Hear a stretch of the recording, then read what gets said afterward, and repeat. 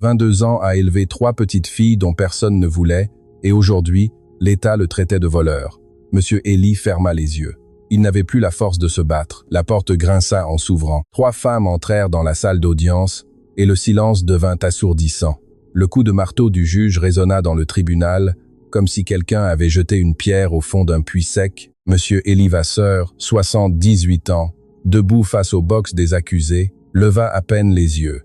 Sa tenue de détention, trop grande, flottait sur ses épaules. Les menottes lui pesaient plus lourd que ce que l'on pouvait imaginer à son âge. Ses hands étaient croisés devant lui, les articulations déformées par des décennies de travail manuel, avec cette tache de vieillesse jaunâtre sur le dos de la main gauche, semblable à la carte d'un pays disparu. « Levez les yeux, monsieur Vasseur !» dit le président Auguste Lemaire d'une voix neutre, l'observant du haut de son pupitre en bois sombre. Monsieur Elie obéit lentement, ses yeux bleus, autrefois si vifs, étaient désormais éteints, comme 2 fenêtres obscurcies par la poussière des années. Sa barbe blanche tremblait imperceptiblement au coin de sa mâchoire. Le procureur, Damien Roussel, se leva avec l'élégance calculée de ceux qui ont l'habitude de remporter ce genre de procès. Vêtu d'un costume gris anthracite sur mesure, il s'avança vers le centre de la salle avec l'assurance d'un homme qui se sait observé par les caméras. La salle d'audience était comble, des journalistes au premier rang, des curieux au fond, et quelques voisins du quartier où monsieur Elie vivait depuis un demi-siècle. Personne de sa famille, pas une seule main tendue, seulement le silence et des regards froids. « Monsieur le Président », commença Roussel, sa voix résonnant sans effort dans la salle d'audience. L'accusé, Elie Vasseur, abusant de la confiance de feu Anselme Maréchal, a falsifié des dispositions testamentaires et détourné des fonds pour un montant qui dépasse la valeur de plusieurs biens immobiliers. Une succession qui revenait de droit à la famille légitime du défunt. Un héritage dont cet homme s'est emparé sans le moindre scrupule. Cet homme, caché sous le masque d'un employé fidèle, a puisé dans ses caisses en silence pendant plus de 2 décennies. Des murmures s'élevèrent dans la salle. Une femme, au dernier rang, fit claquer sa langue de désapprobation. Monsieur Elie ne bougea pas, il baissa simplement les yeux à nouveau, comme si le sol en marbre pouvait lui offrir un refuge pour se cacher. L'avocat commis d'office, un jeune homme tout juste sorti de l'école d'avocat, parcourait les dossiers d'un air dépassé, comme quelqu'un qui réalise soudain qu'il s'est jeté dans des eaux bien trop profondes. Il n'avait pas discuté avec monsieur Elie plus de 15 minutes avant l'audience. Le vieil homme avait refusé de coopérer pour sa propre défense. Il n'avait signé aucune déposition, n'avait réclamé aucun témoin. Quand le jeune avocat lui avait demandé s'il avait de la famille qui pourrait venir témoigner en sa faveur, monsieur Elie s'était contenté de fixer une fissure au plafond de la geôle du tribunal avant de lâcher une phrase que le jeune conseil n'avait pas su comment interpréter. « Ne les dérange pas, mon garçon, laisse-les faire leur vie. » À présent, le jeune avocat, transpirant sous sa cravate bon marché, se demandait si cette phrase était l'aveu d'un vieil homme coupable ou l'ultime sursaut de dignité d'un homme injustement acculé. « Le ministère public réclamera la peine maximale », conclut Roussel en retournant s'asseoir. 20 ans de prison ferme. Le corps de monsieur Elie ne réagit pas un battement de cils, pas un soupir, comme si Roussel venait d'annoncer qu'il pleuvrait le lendemain. Dans le public, un homme d'une 40aine d'années, vêtu d'un costume anthracite impeccable, une montre en or brillant sous les néons, esquissa un léger sourire. Un sourire discret, retenu, presque poli, mais quiconque l'aurait observé de près y aurait vu la profonde satisfaction tapie derrière ses lèvres minces. Octave Maréchal attendait ce moment depuis des années. Il avait engagé les meilleurs enquêteurs, épluché chaque document des archives de son défunt oncle et monté ce dossier pièce par pièce, jusqu'à ce que le vieux mécanicien n'ait plus aucune issue. Anselme Maréchal, son oncle, avait été un industriel respecté dans la région, propriétaire de 3 ateliers de machines de chantier et d'une grande maison de maître dans le quartier historique. À la mort d'Anselme, qui n'avait ni épouse ni enfant, Octave avait hérité des ateliers et de la maison de maître. Mais il existait un fonds fiduciaire, un petit fonds, presque insignifiant aux yeux d'Octave à l'époque, géré par un homme humble, qui avait été l'employé de son oncle durant toute leur vie d'adulte. Un fonds fiduciaire destiné, selon le testament, à l'éducation et à l'entretien de 3 petites orphelines que l'employé avait recueillies sous son toit. 3 fillettes dont personne ne voulait. À l'époque, Octave avait signé les documents sans trop les lire, jeune, ambitieux, l'esprit tout entier tourné vers l'expansion des ateliers. Mais les années avaient passé, les ateliers n'avaient pas rapporté autant qu'il l'avait rêvé, les dettes s'étaient accumulées, et 2 hivers plus tôt, en épluchant de vieux registres avec l'aide d'un comptable, Octave avait découvert le montant réel de ce modeste fonds fiduciaire. Une somme qui avait été administrée avec une rigueur notariale absolue pendant 22 ans par M. Élie Vasseur. Une somme qui, cumulée aux intérêts, ne semblait plus du tout insignifiante. C'est alors qu'était née l'histoire que l'on racontait aujourd'hui au tribunal. M. Élie aurait influencé son oncle malade durant ces derniers jours, falsifié les documents et gardé pour lui un argent qui ne lui avait jamais appartenu. La vérité était tout autre, mais la vérité était menottée, vêtue d'une tenue de détention et gardait le silence. « Monsieur Vasseur, intervint le président, votre avocat a demandé un renvoi de l'audience. Avez-vous quelque chose à déclarer avant que nous n'examinions cette demande ?» Monsieur Élie leva à nouveau les yeux. Il mit quelques secondes à répondre, comme s'il devait dépoussiérer ses mots. « Non, monsieur le président, je n'ai rien à déclarer. Ce qui doit arriver, arrivera, monsieur le juge. » Roussel adressa un signe presque imperceptible au président, un léger hochement de tête qui signifiait « Vous voyez, il ne se défend même pas, c'est pratiquement un aveu. » L'avocat commis d'office tenta d'intervenir, évoquant l'âge de l'accusé, sa santé fragile, le manque de temps pour préparer sa défense. Le président l'écoutait d'un air patient, pero tout le monde dans la salle savait déjà comment cela allait se terminer. L'engrenage de la justice était déjà bien huilé pour broyer le vieil homme. Pendant que le jeune avocat plaidait pour une clémence de procédure, M. Élie ferma les yeux. Pour la première fois depuis son entrée dans la salle, son visage se détendit, non pas par soulagement, mais par lassitude. Une fatigue accumulée de plusieurs vies vécues en une seule. Son esprit s'évada. Il revit cette aube, 22 ans plus tôt, lorsqu'il avait trouvé une petite fille aux cheveux blonds, presque blancs, abandonnée sur le parvis de l'église du quartier, enveloppée dans une vieille couverture qui sentait le renfermer. La petite ne pleurait pas. C'était le plus déchirant. C'était un bébé qui avait déjà appris à se taire, alors qu'elle ne savait pas encore marcher. Il y avait un papier plié dans la poche de sa robe rapiécée qui disait simplement « Elle s'appelle Valentine. S'il vous plaît, pardonnez-moi. » Monsieur Élie s'était rendu à son atelier à l'aube, bien avant le lever du soleil, car il avait une commande urgente à livrer. Il avait arraché le bébé au froid sans réfléchir, l'avait enveloppé dans son propre blouson, sentant ce petit corps tiède contre sa poitrine, et il avait compris, d'une manière inexplicable, que ce souffle court et rapide allait tout bouleverser. Il avait parcouru les 15 rues le séparant de sa maison, la petite endormie contre son épaule, et tout en marchant, il lui murmurait des paroles douces, comme si elle pouvait comprendre. « N'aie pas peur, tu ne seras plus jamais seul. Je te le promets, ma puce, je te le promets. » Son esprit vogoua vers ce jour où la voisine du fond de la cour, Madame Esther, s'était éteinte sans prévenir, emportée par une douleur à la poitrine qu'elle n'avait jamais voulu faire examiner par peur des frais médicaux. Elle laissait derrière elle une fillette de 4 ans, aux cheveux roux flamboyants, qui regardait par la fenêtre sans comprendre pourquoi sa maman ne se levait pas ce matin-là, ni le lendemain. La petite s'appelait Camille. L'assistante sociale du quartier était arrivée avec son bloc-notes et son dossier, bien décidée à l'emmener dans un foyer de l'aide sociale à l'enfance. Monsieur Élie avait ouvert la porte de sa maison, avec Valentine, alors âgée de 3 ans, agrippée à son pantalon. Il avait regardé l'assistante, puis Camille, debout sur le pas de la porte, le visage barbouillé de larmes séchées et les yeux immenses. Et il avait su, à nouveau, il l'avait su en une seconde.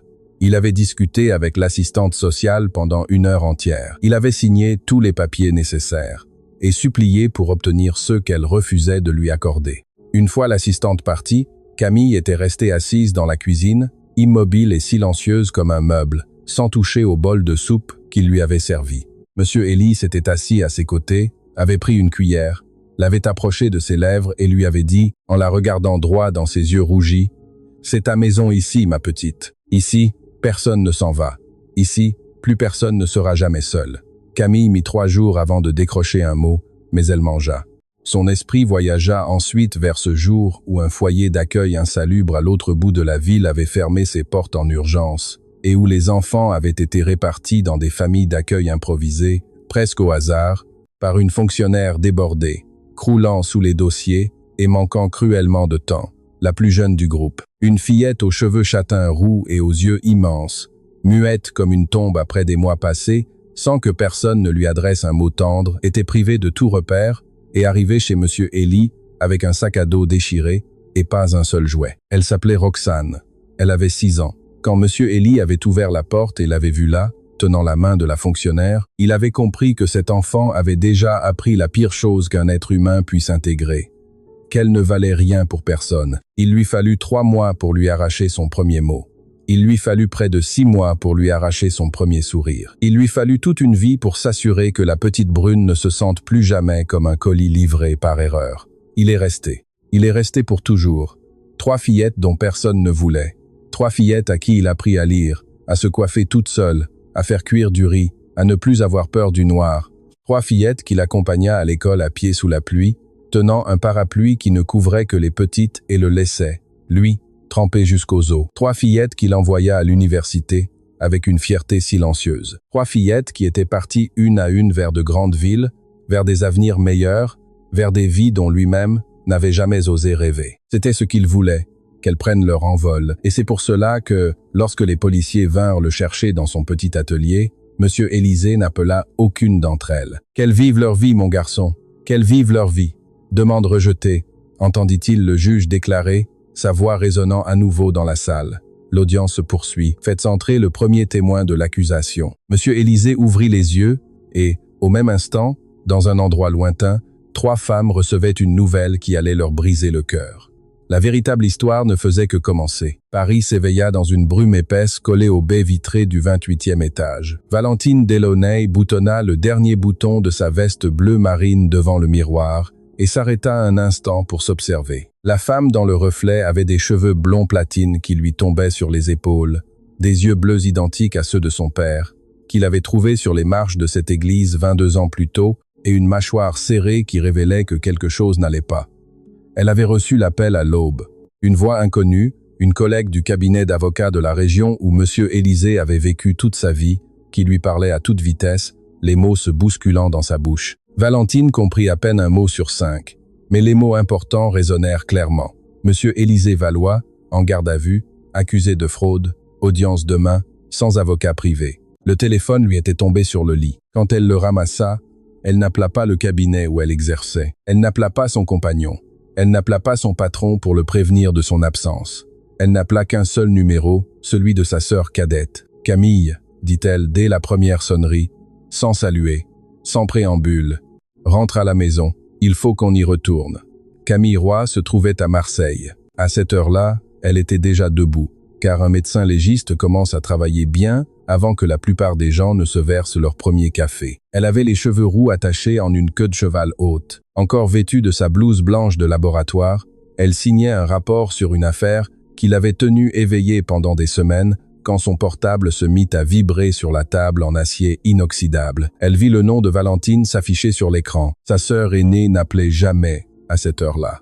Jamais. Quelque chose en Camille, avant même d'effleurer le bouton vert, se glaça dans sa poitrine. Quand elle entendit la voix de Valentine, elle sut, avant même qu'on ne lui dise quoi que ce soit, elle sut. Elle laissa tomber son stylo sur le rapport qu'elle signait. L'encre fit une petite tache qu'elle ne parvint jamais à effacer par la suite. Et pendant des années, ce document resterait archivé avec cette trace, comme un rappel physique du moment exact où son monde avait basculé. « Qu'est-ce qui s'est passé, papa ?» Un seul mot, juste un mot. Mais Camille marchait déjà vers son bureau pour attraper ses clés, ses papiers, tout ce dont elle pourrait avoir besoin. « Je prends le train dans 4 heures. Préviens Roxane. J'arrive. » Roxane Morin se trouvait à Lyon. On l'aurait trouvée dans un café du centre-ville, son ordinateur portable ouvert et 3 tasses vides à côté d'elle. Elle mettait la touche finale à une enquête sur un réseau d'escroquerie immobilière qui lui avait pris des mois de travail. Elle était la plus jeune des 3, la plus silencieuse, celle qui écrivait de longs articles que les gens lisaient 2 ou 3 fois, tant il brillait d'une clarté qu'on n'apprend dans aucune école de journalisme. Quand son portable vibra sur la table, elle vit le nom de Camille s'afficher et, avant même de décrocher, sentit sa poitrine se serrer. Elle avait cette intuition étrange que certains journalistes développent après des années passées à traquer de dures vérités. Cette capacité à flairer une mauvaise nouvelle avant même de la lire. Elle décrocha. « Je t'appelle depuis la gare », dit Camille sans même laisser à Roxane le temps de dire un mot. « Qu'est-ce qui se passe ? Papa est en prison. Il le juge demain pour quelque chose qu'il n'aurait jamais fait. » Roxane referma brusquement son ordinateur. Elle le referma avec tant de force que les clients du café d'à côté tournèrent la tête, mais elle ne les vit même pas. Dans son esprit, elle ne voyait que l'image de cet homme, mince et buriné par le temps, tenant un parapluie au-dessus de 3 petites filles pendant que lui-même se faisait tremper par la pluie. Et une autre image, encore plus ancienne. Elle-même, à l'âge de 6 ans, tout juste privée de repères et fraîchement arrivée dans cette maison, regardant cet homme à la barbe blanche lui servir la toute première soupe chaude de sa vie en lui disant « Ne pleure plus, ma fille, tu es chez toi maintenant.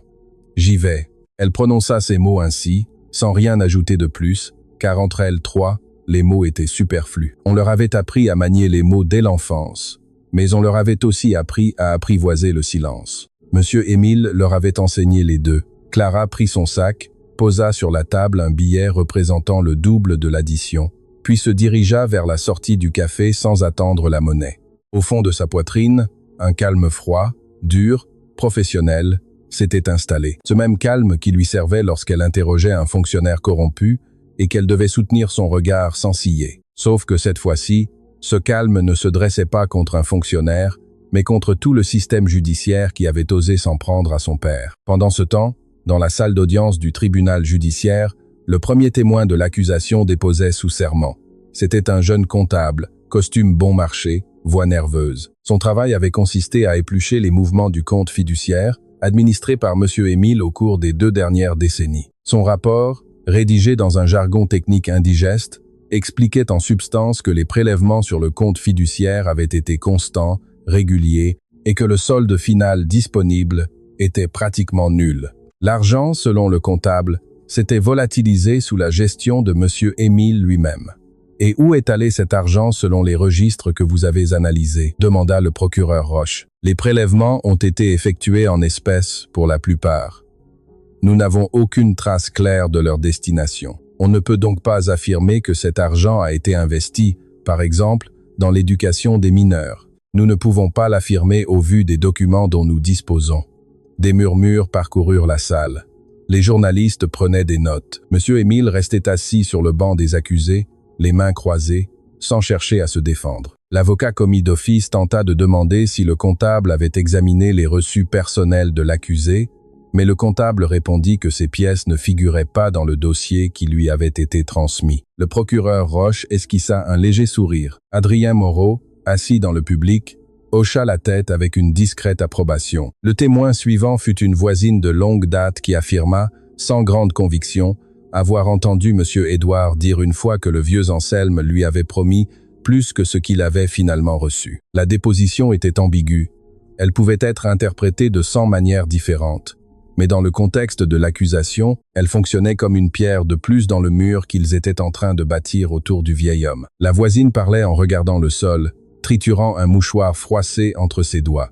N'importe qui ayant un peu d'expérience dans la salle aurait remarqué que cette femme n'était pas là par plaisir. Elle était là parce qu'on lui avait ordonné de s'y présenter. Ce qui ne se disait pas, mais se ressentait dans l'air, c'était que cette voisine devait quelques euros à des personnes peu recommandables et que ce témoignage allait lui permettre d'effacer une partie de sa dette. Mais ce genre de choses, au tribunal, cela reste rarement consigné dans les dossiers. Et comment décririez-vous la relation de M. Martin avec M. Anselme Moreau durant les derniers mois de la vie du défunt, insista Maître Dumont. Oh, M. Édouard allait souvent chez lui, très souvent, bien plus qu'avant, et M. Anselme était déjà très malade. Il ne quittait presque plus son lit. Je les voyais à travers la fenêtre. M. Édouard lui parlait tout bas à l'oreille.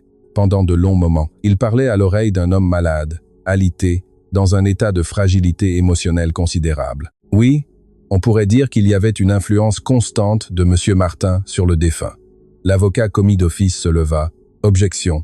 La question est suggestive. »« Objection retenue, » dit le juge Lambert d'un ton sévère. « Reformulez votre question, monsieur le procureur. » Mais le mal était fait. L'image s'était ancrée dans la salle. Un vieil homme chuchotant à l'oreille d'un autre vieil homme, plus faible que lui, un chuchotement qui ressemblait à de la manipulation. Toute la salle l'avait visualisé, et la justice se joue souvent bien moins sur les faits que sur les images qui restent suspendues dans l'air. Monsieur Édouard écouta toute la déposition sans bouger. Ce n'est que lorsque la voisine mentionna qu'il parlait tout bas à l'oreille de feu Monsieur Anselme que ses yeux s'embuèrent de larmes pour la première fois de toute l'audience. Mais ce n'était pas de la culpabilité, c'était de la douleur. Parce que oui, c'était vrai, il avait parlé tout bas à l'oreille de Monsieur Anselme durant ces derniers moments. Elle lui avait lu des lettres que la femme de ménage ne pouvait pas lire parce qu'elle ne savait pas lire. Elle lui avait raconté comment les petites s'en sortaient à l'école. Elle lui avait décrit Valentine en train de réciter une poésie lors du spectacle de fin d'année. Elle lui avait parlé de la première dent de lait que Clara avait perdue. Elle avait tenu compagnie à un homme qui se mourait sans enfant, sans épouse, sans personne de proche au monde. C'était là l'effet de son emprise constante. C'était sa manipulation à lui. Mais il ne pouvait rien dire de tout cela maintenant, car la moindre défense qu'il tenterait, la moindre explication, le moindre nom qu'il prononcerait, finirait par traîner les filles dans la boue de ce procès. Et ça, jamais de la vie. Plutôt la prison, plutôt la condamnation, plutôt le silence éternel. La défense. « Souhaitez-vous interroger à nouveau le témoin ?» demanda le président du tribunal. « Non, monsieur le président », répondit le jeune avocat d'une voix brisée par l'impuissance. Restou présenta alors le document suivant, une copie du testament original d'Anselme Mansart, dans lequel figurait la clause de legs fiduciaire en faveur des 3 mineurs. Mais en plus du document, il présenta également l'expertise graphologique commandée par la famille Mansart, qui remettait en question la signature du défunt. Selon cette expertise privée, l'écriture présentait des traits compatibles avec une graphie hésitante, potentiellement influencée ou guidée par un tiers. Ce tiers, conclut Restout, en fixant directement le banc des accusés, ne pouvait être que M. Lucien Varin, le seul compagnon constant du défunt durant ces dernières semaines de vida. L'avocat commis d'office s'y opposa, le président accepta les objections et les remarques, mais fit acter l'expertise au dossier. L'étau se resserrait. Octave se pencha vers l'oreille de son propre avocat et lui murmura quelque chose. Son avocat hocha la tête. Octave se réinstalla confortablement dans son siège avec la satisfaction tranquille de celui qui regarde s'effondrer un château qu'il avait lui-même construit pièce par pièce, non pas pour récupérer ce qui lui revenait de droit, mais pour anéantir un homme qui ne lui avait jamais rien fait, car la vérité, profonde, inavouable, était celle-ci. Octave avait grandi dans l'ombre de son oncle Anselme, et il avait toujours senti que le vieil industriel avait plus d'affection pour cet humble employé que pour son propre neveu de sang. Anselme appelait Lucien Varin « mon fils » dans un souffle, quand il croyait que personne n'écoutait. Octave avait surpris ce murmure une fois. Il avait 14 ans, et depuis ce jour, une graine amère avait commencé à germer dans un recoin de son âme.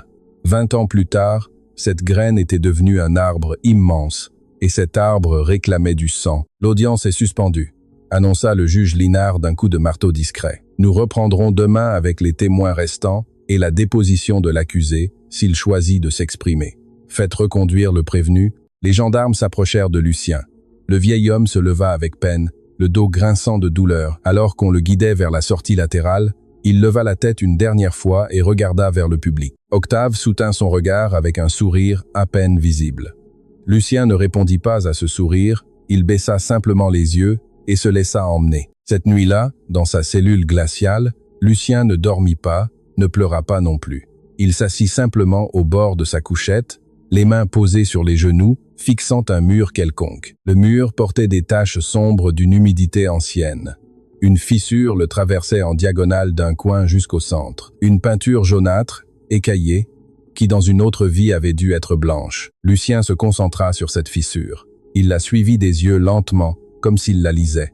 Dans son esprit, il revoyait le visage de chacune des filles. Valentine et ses cheveux d'or, Camille et ses cheveux de feu, René aux yeux toujours si grands, si calmes.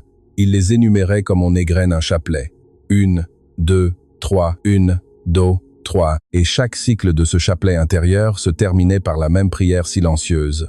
Qu'elles fassent leur vie, Seigneur, qu'elles vivent, même si je dois rester ici. À travers l'étroit vasistas grillagé de la cellule, filtrait la lumière fluorescente du couloir.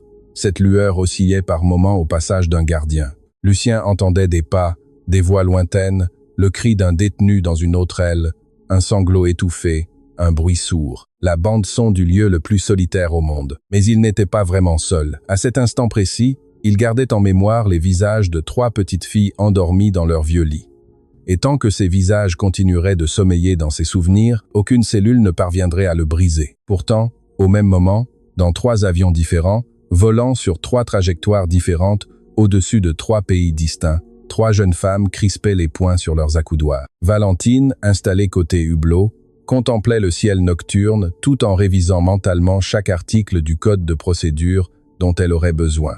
Un carnet était posé sur ses genoux, la pointe de son stylo tremblait à peine, non pas de nervosité, mais de rage contenue. Avant d'embarquer, elle avait appelé un confrère de la liste officielle des experts judiciaires pour commander d'urgence une contre-expertise officielle de la signature du testament. Elle avait déjà un plan, une stratégie et du courage à revendre. Camille, dans un autre avion, passait en revue dans sa tête chaque technique de médecine légale permettant de détecter la falsification de documents. Elle ne lisait pas le code de procédure, elle épluchait un vieux dossier médical qu'elle avait réussi à obtenir par des réseaux professionnels en quelques heures à peine. Le dossier médical du regretté Anselme Mansart, détaillant des diagnostics d'arthrite, de troubles moteurs et d'autres données cliniques capables d'expliquer parfaitement le tremblement d'une signature sans avoir à inventer de sombres manipulations criminelles. René, à bord du 3e avion, griffonnait dans son carnet usé les noms de chaque voisin, de chaque femme de ménage, de chaque vague connaissance qui aurait pu garder un souvenir précis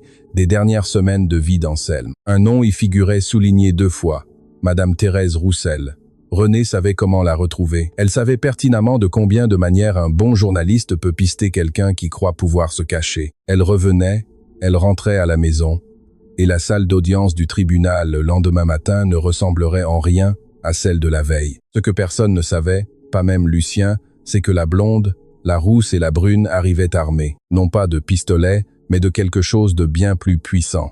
La vérité, des dossiers, des expertises, et 22 ans d'un amour accumulé que personne, ni Restou, ni Octave, ni l'État tout entier, ne pourrait effacer d'un trait de plume. Les portes du tribunal allaient s'ouvrir, et dès cet instant, tout allait basculer. Le 2e matin du procès fut bien différent. La salle d'audience du tribunal était encore plus bondée que la veille. Un journaliste avait publié un billet d'opinion sur l'affaire. Et désormais, l'histoire de ce vieil homme accusé d'avoir dépouillé les filles qu'il avait lui-même élevées suscitait la curiosité générale, avec des caméras agglutinées à l'entrée et des dictaphones discrets cachés dans les poches des reporters.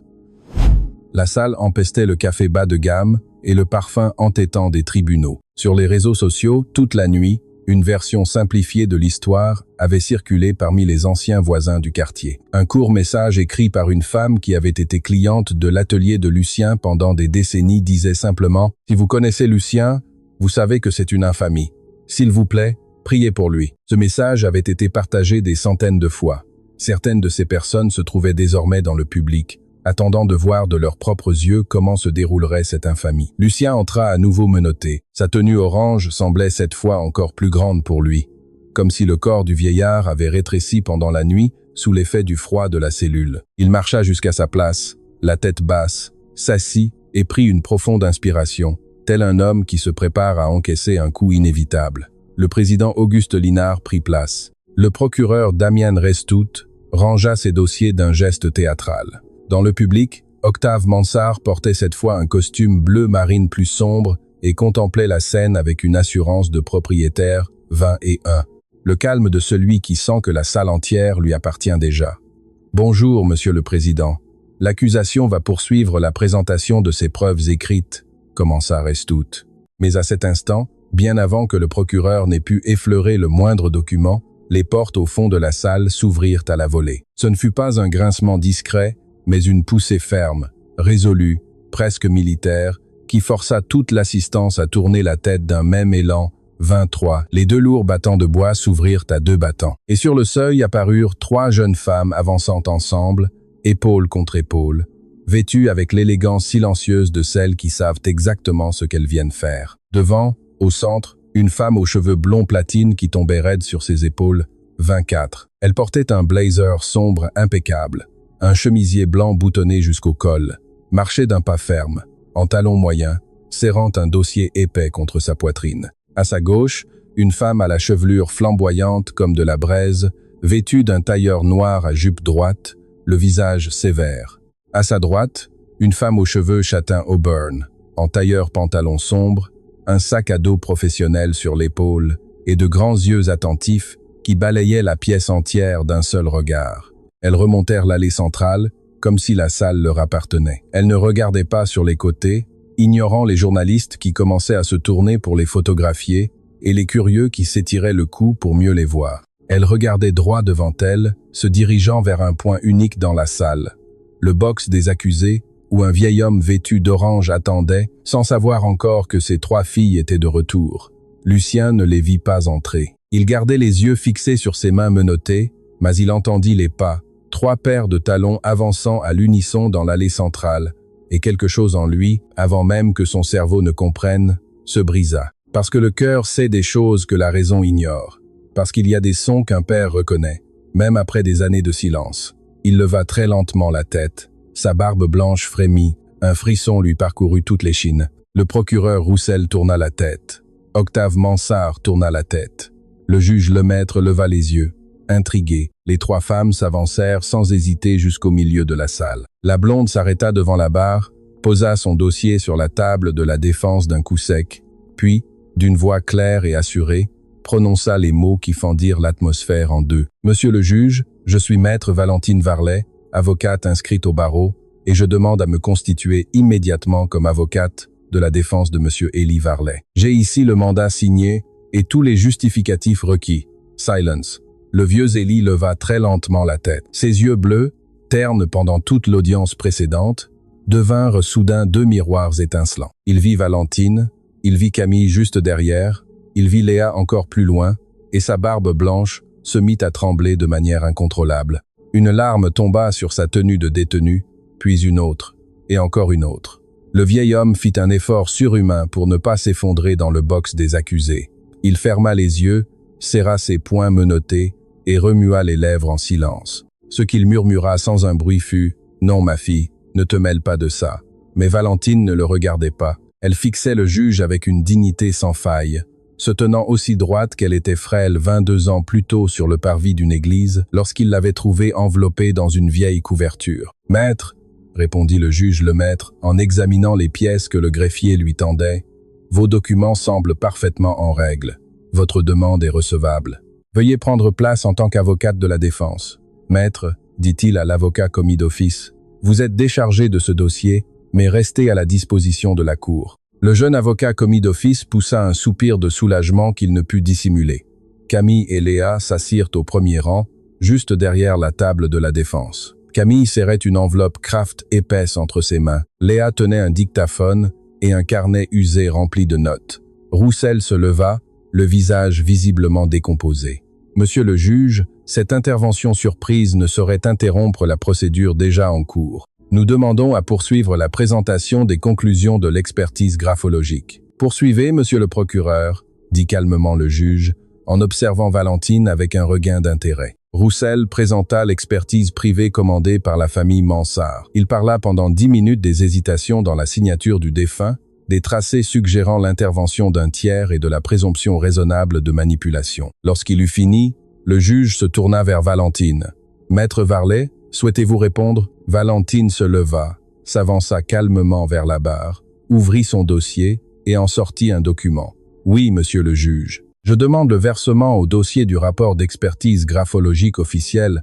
réalisé par les services d'experts du ministère public, dûment signé et tamponné. Ce document, daté d'il y a 3 jours, a été officiellement requis par ma consoeur, le docteur Camille Varlet, médecin légiste, concernant la signature apposée sur le testament de feu Anselme Mansart. Procédez, dit le juge. Ce rapport officiel conclut, sans l'ombre d'un doute, que la signature sur le testament correspond entièrement, et sans aucune aide extérieure, à l'écriture manuscrite de feu Anselme Mansart. L'hésitation apparente, que l'expertise privée a interprétée comme une manipulation, découle en réalité d'une pathologie médicale du défunt, dûment consignée dans son dossier médical, une polyarthrite rhumatoïde à un stade avancé, affectant les articulations de sa main dominante. Cette hésitation n'est pas le fruit d'une manipulation, c'est la marque de la maladie.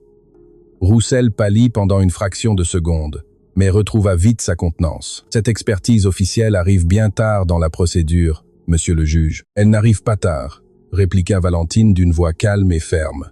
Elle arrive maintenant. La défense a respecté les délais de notification et apporte une expertise officielle dont la valeur juridique l'emporte sur une expertise privée commandée par une partie. Je demande qu'elle soit versée au dossier et dûment prise en compte. Demande accordée, déclara le juge Lemaître. La pièce est jointe au dossier. Dans le public, Octave Mansart sentit la première fissure se former.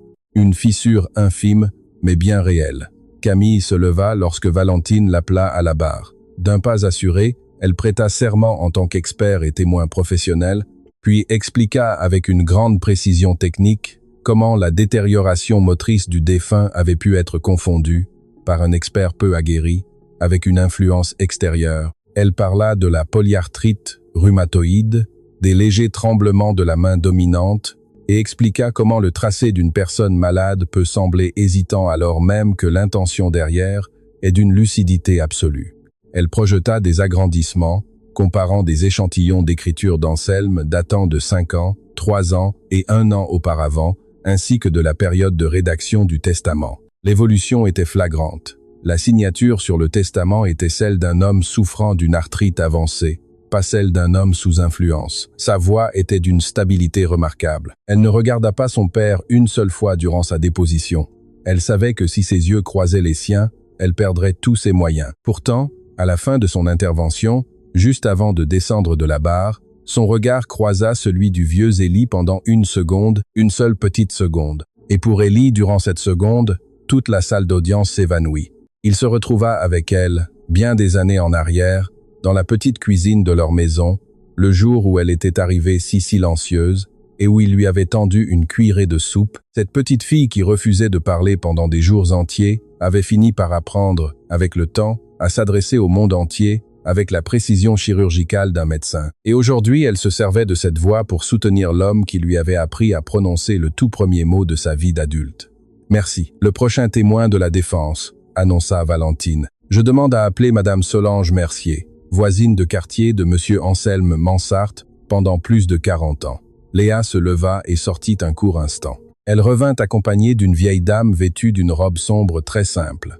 Elle avait des cheveux argentés relevés en chignon, le dos légèrement voûté, mais des yeux aussi vifs que des lanternes. C'était l'une des personnes que Léa avait retrouvées au cours des dernières semaines. Cette femme s'était presque involontairement retirée du monde, vivant chez une nièce dans une autre ville, totalement hors de portée des avocats des Mansart. Léa l'avait localisée en remontant la piste de vieilles lettres qu'Anselme avait écrites dans les derniers mois de sa vie. Madame Mercier s'avança lentement vers la barre, prêta serment et s'assit. En levant les yeux, elle chercha d'abord le regard d'Élie. Elle lui adressa un léger sourire. Un sourire discret, mais empreint d'un profond et ancien respect. Élie lui répondit par un sourire silencieux. « Madame Mercier », commença Valentine d'une voix douce pour ne pas intimider le témoin. « Est-ce que vous connaissiez Monsieur Anselme Mansart ? Si je le connaissais, ma petite. Il habitait à 2 pas de chez moi depuis plus de 40 ans. Je me suis occupé de lui pendant ces derniers mois, avec ma nièce, parce qu'il ne pouvait presque plus sortir de son lit. Et connaissiez-vous également Monsieur Élie Varlet, ici présent, comme mon propre fils, ma petite, oui, tout comme mon propre fils. Élie passait tous les soirs chez Anselme. Il lui apportait le bouillon préparé par sa gouvernante, lui lisait le journal, lui parlait de ses filles. Vous souvenez-vous d'une discussion en particulier au sujet du testament ? Madame Mercier prit une profonde inspiration. Ses yeux s'embuèrent. Un après-midi, il y a bien des années, Anselme m'a appelé dans sa chambre. Il voulait que j'écoute, disait-il. Il voulait un témoin extérieur à la famille. Le notaire était là lui aussi. Anselme a dicté. Sa voix était toute frêle, mais il avait toute sa tête. Ma petite, l'esprit aussi solide qu'un vieux chêne, il a dicté lui-même, mot pour mot, cette clause de la fiducie pour les 3 filles. Et puis, juste avant de signer, il a prononcé des mots que je n'oublierai jamais. Le silence dans la salle d'audience était absolu. Même le tic-tac de l'horloge murale semblait s'être arrêté. « Qu'a-t-il dit, Madame Mercier ?» demanda doucement Valentine. Il a dit « Cet argent appartient aux filles, à toutes les 3, à Valentine, à Camille et à Léa. Jamais à mon neveu, qui ne pense qu'à sa propre personne. Et cet argent sera confié à la garde d'Élie, parce qu'Élie est ce qui se rapproche le plus d'un fils que Dieu m'ait donné dans cette vie. Et un père, même un père adoptif, sait bien mieux veiller sur ses enfants que n'importe quel homme de loi. » Un silence de plomb s'abattit sur la salle.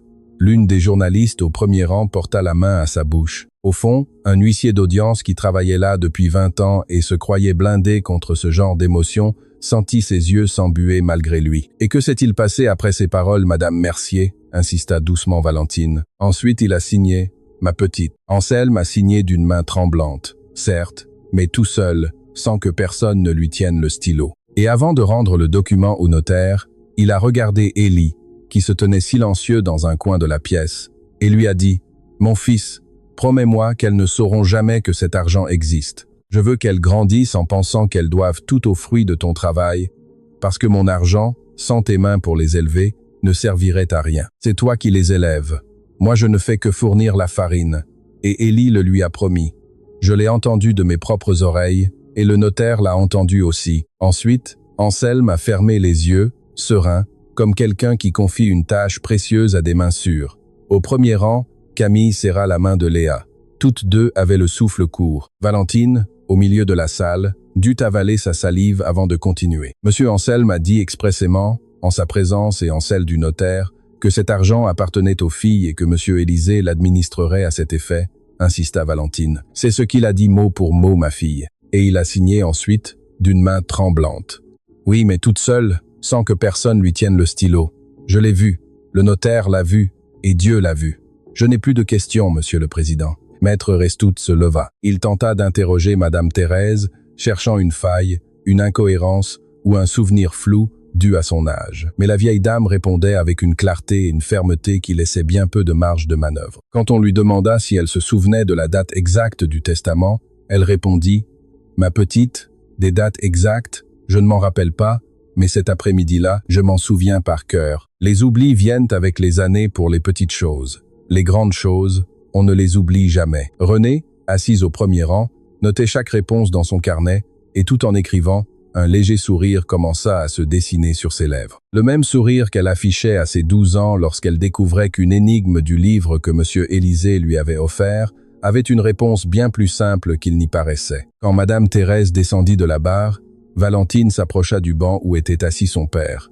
Elle lui parla tout bas pour que lui seul l'entende. Elle ne lui dit pas « Papa, on devait garder ça pour plus tard ». Elle lui dit seulement « Tenez bon encore un peu, le pire est passé ». Monsieur Élisée acquiesça, et pour la première fois de tout le procès, une larme coula sur sa joue, sans qu'il cherche à la dissimuler. « La défense demande une courte suspension d'audience, Monsieur le Président », dit Valentine en retournant à sa place. « Nous appellerons ensuite à la barre le témoin Octave Mansart. »« Accordé », dit le juge Lemaire. 15 minutes. Octave se leva de son siège comme s'il avait été piqué par une aiguille. Son avocat le prit par le bras et lui chuchota quelque chose à l'oreille. Octave acquiesça, mais ses yeux cherchèrent, pour la première fois de tout le procès, une issue qui n'existait pas. En marchant vers le couloir des témoins pour y attendre son tour, Octave sentit les murs se resserrer autour de lui. Pendant un instant, il se vit lui-même non pas comme l'homme d'affaires respectable qu'il avait toujours paru être, mais comme l'adolescent de 14 ans qui, un après-midi, caché derrière une porte de la demeure de son oncle, avait entendu le vieux Anselme dire à Élisée Vincent « Mon fils », cette phrase, ces deux mots avaient été la blessure originelle de sa vie, la graine, le germe d'une rancœur qui, 2 décennies plus tard, l'avait conduit dans ce couloir du tribunal avec un dossier entièrement bâti sur des mensonges. Pendant un instant, Octave voulut remonter le temps. Pendant un instant, il voulut renoncer au procès, retirer sa plainte, demander pardon, quitter la ville et disparaître. Mais l'orgueil, ce vieux compagnon destructeur qui l'avait accompagné tout au long de sa vie d'adulte, le prit par le bras et le força à continuer d'avancer. Il ne pouvait pas reculer. Il ne voulait pas reculer. Même s'il avait su à ce moment-là qu'il marchait vers sa propre chute, il aurait quand même continué d'avancer, car le piège qu'il avait lui-même tendu au fil des ans venait de se retourner contre lui. Et désormais, le chasseur se retrouvait dans la cage. Quand la salle se remplit à nouveau après la suspension d'audience, ce n'était plus la même atmosphère qu'en début de journée. Quelque chose d'invisible avait changé dans l'air. Les journalistes écrivaient plus vite, le public dans la salle était plus silencieux, et le regard de nombreux assistants ne se posait plus sur M. Élisée avec suspicion, mais avec une curiosité nouvelle, presque embarrassée. Octave Mansart se dirigea vers la barre des témoins avec un effort visible pour paraître normal, mais son costume bleu marine, autrefois impeccable, semblait s'être un peu froissé aux épaules. Sa cravate était légèrement de travers, et le mince sourire avec lequel il était entré lors de l'audience précédente avait disparu de ses lèvres. Il prêta serment d'une voix légèrement enrouée, puis s'assit. Valentine Vincent se leva. Elle s'avança vers le milieu de la pièce avec le calme de celle qui connaît déjà la fin du film qu'elle s'apprête à regarder. Elle tenait un nouveau dossier, différent du premier, plus mince, plus dangereux. « Monsieur Mansart, commença-t-elle, confirmez-vous que vous êtes l'héritier principal du défunt Monsieur Anselme Mansart? Oui. Confirmez-vous que vous avez signé, il y a environ 22 ans, les documents relatifs à l'ouverture de la fiducie en faveur de 3 mineurs, administrés par Monsieur Élisée Vincent. J'ai signé plusieurs documents à cette époque. La succession était complexe. Avez-vous oui ou non signé ces documents, Monsieur Mansart? Répéta Valentine sans élever la voix, mais avec une fermeté nouvelle. Octave hésita une seconde. Son avocat, depuis sa table, tenta de lui faire un signe. Octave ne le vit pas. J'ai signé. Très bien. J'ai ici, Monsieur le Président, une copie certifiée conforme des documents signés par Monsieur Mansart à l'époque. Dans ces documents, Monsieur Mansart déclare expressément connaître et accepter les clauses du testament de son oncle, y compris celle de la fiducie. La signature est indiscutable, la date également. Valentine remit le document. Le juge le reçut. Maître Ristout s'agita sur son siège. « Monsieur Mansart, poursuivit Valentine, si vous avez signé en connaissant et en acceptant ces clauses, pourquoi les contestez-vous aujourd'hui, 22 ans plus tard? Parce que j'ai découvert des irrégularités par la suite. Le montant. Le montant était bien plus important que ce dont vous vous souveniez, ou que ce que vous espériez, ce n'est pas la même chose. Vous avez raison, ce n'est pas la même chose. Se souvenir est une question de mémoire, espérer est une question de cupidité. Objection, s'écria Maître Ristout. La défense pousse le témoin dans ses retranchements émotionnels. Veuillez reformuler, maître, dit calmement le juge. Valentine acquiesça.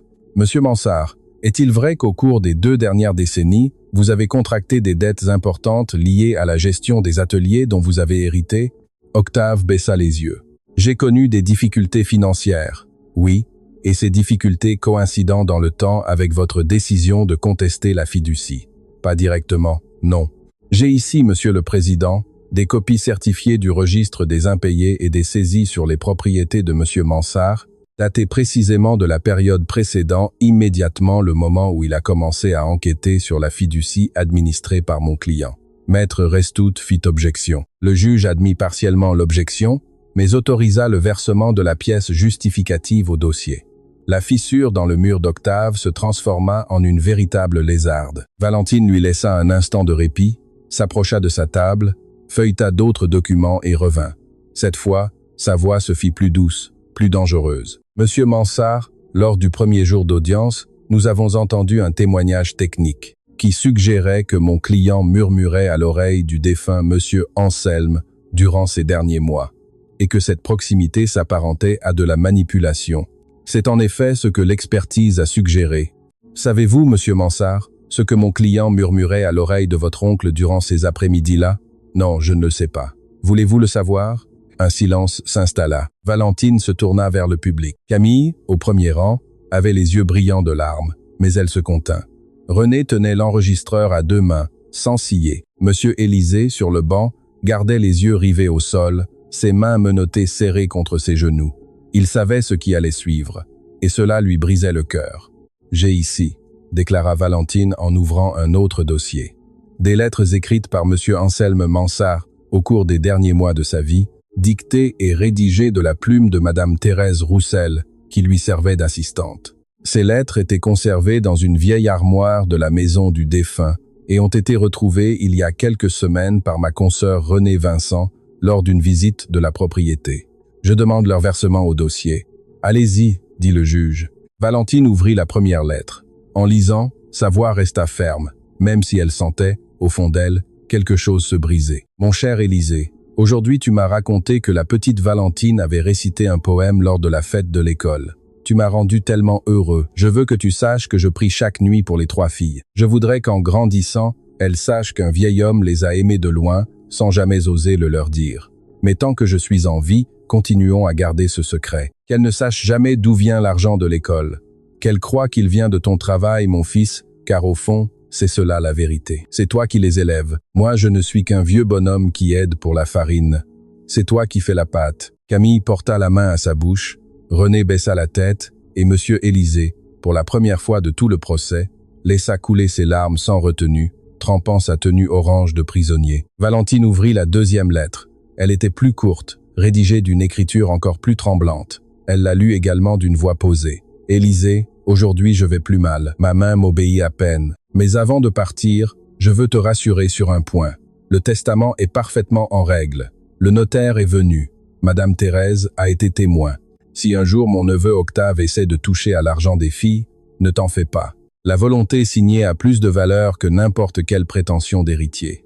Veille sur elle pour moi, pour toi, pour elle. Et quand je ne serai plus là, regarde-les grandir et raconte-le-moi. » S'éclaircit la gorge dans le silence de l'atelier, car une part de moi sera toujours là à t'écouter.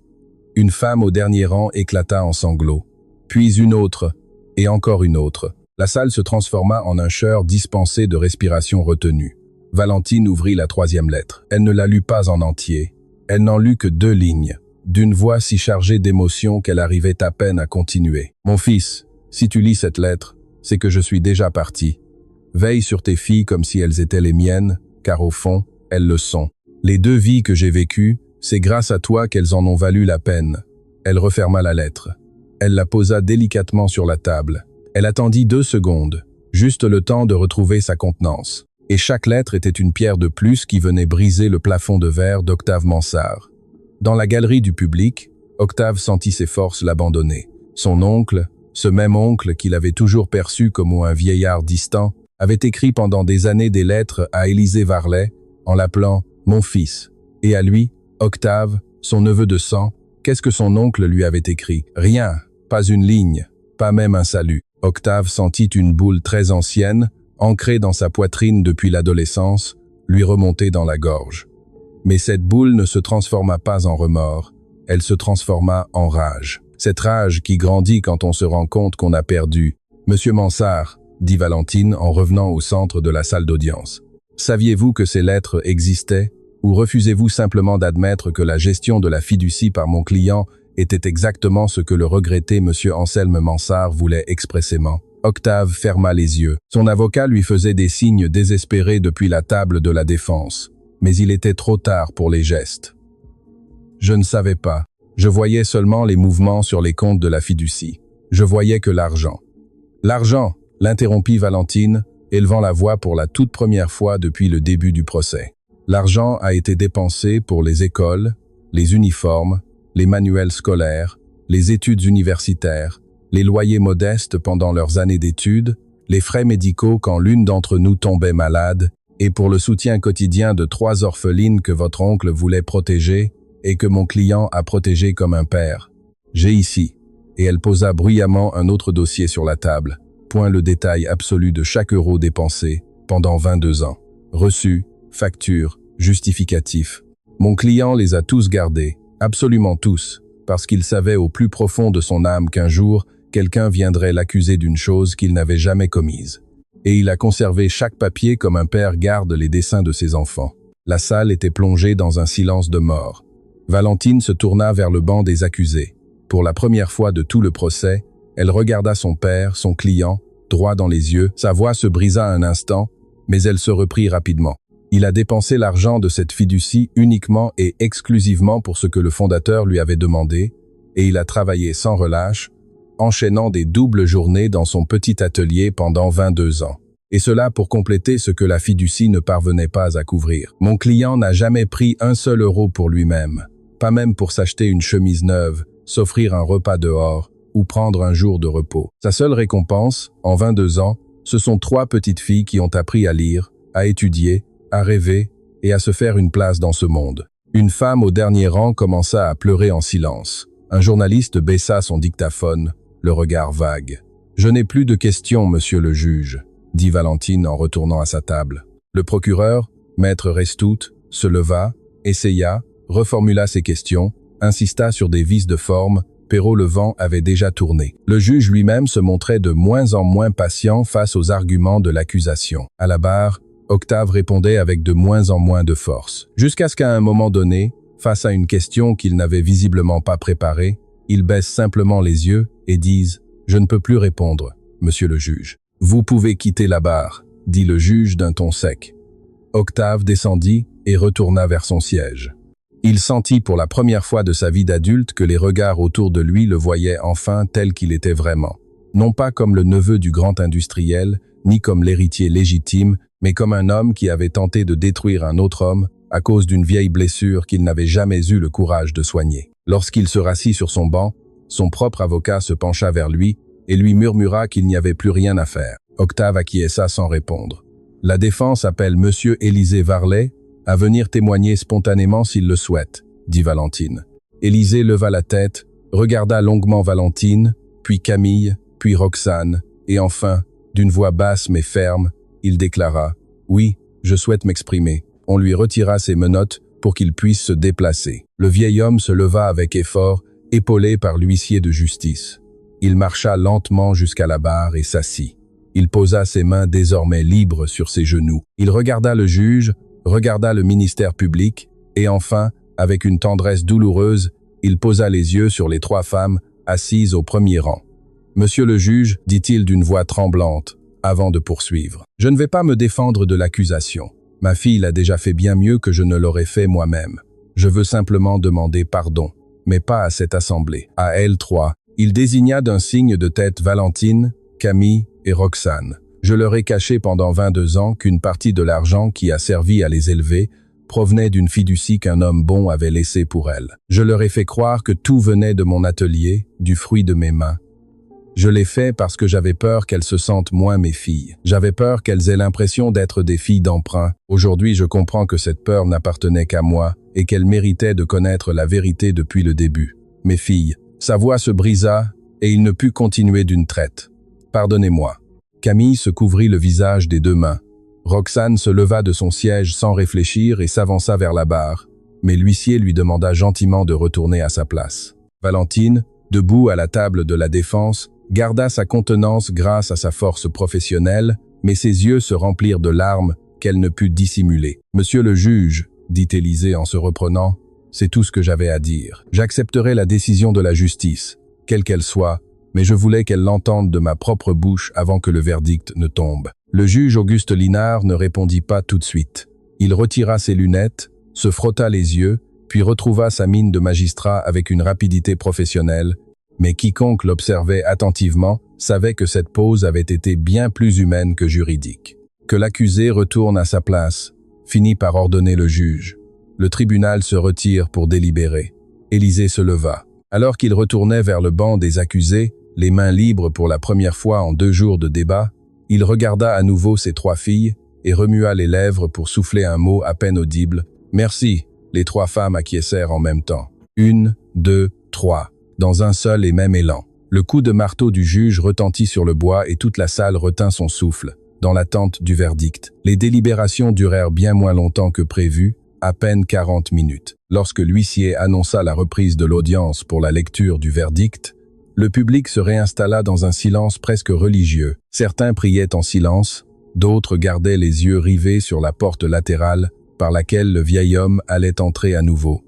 Élisée entra libre de ses mouvements. Le juge Auguste Linard avait signé une ordonnance de levée provisoire des mesures de contrainte jusqu'au prononcé du verdict. C'était un geste fort, un signe que quiconque avait l'habitude des tribunaux savait décoder. Valentine, Camille et Roxane se tenaient serrées au premier rang, leurs 3 paires de mains entrelacées comme s'il s'agissait d'une seule et unique triple main. Madame Thérèse s'était installée juste à côté d'elle. Octave Mansart occupait un coin discret tout au fond de la salle, devenu presque invisible, son avocat à ses côtés. « Que l'accusé se lève », ordonna le juge d'une voix solennelle. Élisée se leva, sa barbe blanche, ses épaules voûtées, ses mains croisées devant lui, libre pour la première fois depuis de nombreux réveils. Vu l'ensemble des pièces présentées, après avoir entendu les déclarations, évalué les expertises officielles et examiné les documents versés au dossier, commença le juge. Point ce tribunal considère que l'accusation portée contre M. Élisée Varlet est infondée. De plus, ce tribunal constate que M. Varlet a géré, pendant 22 ans, la fiducie instituée par le regretté M. Anselme Mansart, en respectant scrupuleusement les volontés expresses du défunt, sans jamais détourner le moindre euro à des fins personnelles, et en faisant preuve d'une conduite exemplaire à travers chaque dépense dûment justifiée. Un immense soupir de soulagement parcourut la salle d'audience, d'un seul élan. En conséquence, ce tribunal prononce la relaxe d'Élisée Varlet, ordonne sa libération immédiate et dispose également l'ouverture d'une enquête d'office sur les agissements de M. Octave Mansart, ainsi que sur les experts privés ayant soutenu des accusations qui, à la lumière des preuves officielles, semblent avoir été forgées. Point en toute connaissance de cause de leur fausseté, Octave baissa la tête. Son avocat lui toucha le bras alors que la porte latérale s'ouvrait et que 2 gendarmes s'approchaient en silence. Octave se leva et se dirigea vers la sortie avec la dignité d'un homme conscient d'avoir tout perdu d'eau, et pas seulement ce procès. Dans l'allée centrale, son regard croisa celui d'Élisée. Peu être s'attendait-il à un reproche, peu être à un regard triomphant. Il n'eut droit ni à l'un ni à l'autre. Élisée le regarda simplement avec une peine infinie, sans prononcer un mot. Au fond, cela fut bien plus douloureux pour Octave que le pire des affronts. L'audience est levée, conclut le juge Linard d'un coup de marteau feutré. Et permettez-moi, monsieur Varlet, avant que je ne me retire, de vous dire un mot, non pas en tant que juge, mais en tant que citoyen. Les petites filles que vous avez élevées sont aujourd'hui des femmes respectables. C'est là la plus belle preuve de l'homme que vous êtes. Je vous souhaite une bonne continuation. Le juge se leva, quitta la salle par la porte située derrière la tribune, emportant avec lui toute la solennité de l'institution. Ce qui resta dans la salle était tout autre chose. Une onde d'émotion brute, presque palpable, traversa chaque rangée. Valentine fut la première à bouger. Elle lâcha les mains de ses sœurs, fit 4 pas rapides, traversa l'allée centrale et se jeta dans les bras d'Élisée. Elle le serra contre elle avec toute la force accumulée de 22 années d'amour. Le vieil homme tenait à peine debout. Elle soutint son corps, sentant le battement de son vieux cœur contre sa joue. « Papa » murmura-t-elle à son oreille. Juste ça. Camille et René arrivèrent une seconde plus tard. Elles se joignirent à l'étreinte. 4 corps, une seule étreinte. Monsieur Émile ferma les yeux. Sa barbe blanche trembla. Et pour la première fois depuis des années, les larmes qui coulèrent sur son visage n'étaient pas de tristesse. C'était quelque chose qu'il n'osait pas encore nommer. Quelque chose de plus grand que le bonheur, de plus profond que le soulagement. Madame Thérèse, observant la scène depuis sa chaise, fit 2 signes de croix. Lorsqu'ils sortirent du tribunal, il y avait du monde qui attendait dehors. Des journalistes, des voisins du quartier et une dame de l'épicerie du coin avec un sachet de pain tout chaud qu'elle offrait à monsieur Émile en guise de salutation. Quelques personnes applaudirent. La plupart regardaient simplement en silence, pris d'une honte rétrospective d'avoir douté. René se chargea de le raccompagner en voiture. Camille s'installa à l'arrière avec lui, lui tenant la main.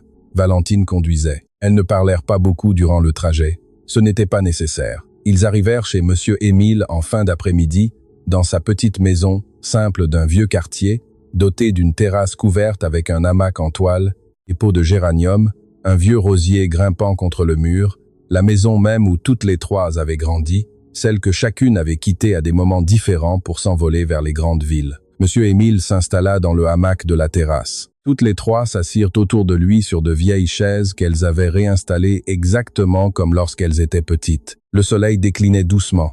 Les oiseaux du quartier chantaient comme si rien d'extraordinaire ne s'était produit. « Mes filles », dit enfin monsieur Émile d'une voix douce, « pardonnez-moi de ne rien vous avoir dit. » Valentine lui prit la main. « Papa, il n'y a rien à pardonner. Tu nous as donné la seule chose qui comptait vraiment. Le reste, l'argent, les lettres, les papiers, tout cela est secondaire. Tu nous as donné un toit, tu nous as donné un nom, tu nous as donné de l'amour. » Camille s'agenouilla à côté du hamac et posa sa tête sur les genoux du vieil homme, comme lorsqu'elle avait 5 ans et qu'elle écoutait les histoires qu'il leur inventait avant de s'endormir. « Papa, je suis médecin légiste parce qu'un jour, tu m'as emmené dans ton atelier et tu m'as expliqué le fonctionnement d'un moteur. Tu m'as dit, ma fille, tout ce qui tombe en panne peut se réparer si on comprend comment ça fonctionne à l'intérieur. C'est ce que je fais aujourd'hui avec les corps, les os, la vérité, et c'est de toi que je l'ai appris. » René s'assit par terre au pied du hamac, serrant ses genoux contre elle, comme à l'époque où elle n'était qu'une petite fille silencieuse, fraîchement arrivée dans cette maison avec un sac à dos déchiré. « Papa, j'écris parce que tu m'offrais des livres d'occasion que tu achetais dans les brocantes. Je n'ai jamais eu de livres neufs durant mon enfance, mais j'ai eu 100 vieux livres. J'ai eu 1000 mondes, et c'est grâce à ces livres que je suis ce que je suis aujourd'hui. » Monsieur Émile ne répondit pas. Ce n'était pas nécessaire. Il posa simplement une main sur les cheveux roux de Camille et l'autre sur l'épaule auburn de René. Valentine, assise à côté sur sa propre chaise, lui prit sa main libre, celle qu'il n'avait pourtant plus, et l'embrassa. Sur la terrasse, une douce lumière de fin de journée colorait les vieux murs comme pour les bénir. Le hamac grinçait tout doucement, le quartier tout entier semblait retenir son souffle par respect. Monsieur Émile finit par dire ce qu'il avait à dire. Il le dit d'une voix basse, comme s'il se parlait à lui-même. Pourtant, toutes les trois l'entendirent comme s'il l'avait crié dans un mégaphone. J'ai recueilli du froid 3 petites filles dont personne ne voulait, et 22 ans plus tard, ce sont 3 femmes qui m'en ont sorti à mon tour. C'est ça, mes filles. C'est ça qu'on appelle la vie, et je ne l'échangerai pour rien au monde. Valentine sourit en écrasant une larme. Camille serra la main de son père. Renée, silencieuse comme à son habitude, nota cette phrase dans son carnet à l'abri des regards, car elle était déjà en train de décider, sans encore le dire à voix haute, qu'elle écrirait un jour sur tout cela, non pas pour se venger de quiconque, mais pour honorer un homme qui avait fait de son silence le toit le plus solide dont une orpheline puisse rêver. Cette nuit-là, toutes les 3 dormirent dans leurs anciens lits d'enfants. Monsieur Émile s'allongea sur sa couchette grinçante, regarda le plafond familier et, pour la première fois depuis bien des matins, s'endormit sans entendre son cœur s'emballer dans sa poitrine. Dehors, le vent agitait doucement les feuilles du vieux rosier, et celui-ci, après avoir survécu à tant d'hiver, semblait fleurir à nouveau. « Messieurs,